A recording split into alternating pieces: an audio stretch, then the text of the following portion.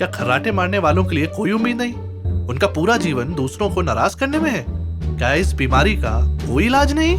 इस खर्राटों की समस्या का 7 दिन में समाधान। प्राकृतिक जड़ी बूटियों से तैयार इस VIP स्नोर केयर ऑयल का प्रतिदिन उपयोग करें। इस तरह 3-4 बूंदे लें, अपने सर पे, गले और कान के पास लगाएं। सिर्फ 1 हफ्ते में यानी 7 दिनों में आपके खर्राटे पूरी तरह कम हो जाएंगे। VIP स्नोर केयर ऑयल रोज इस्तेमाल करें।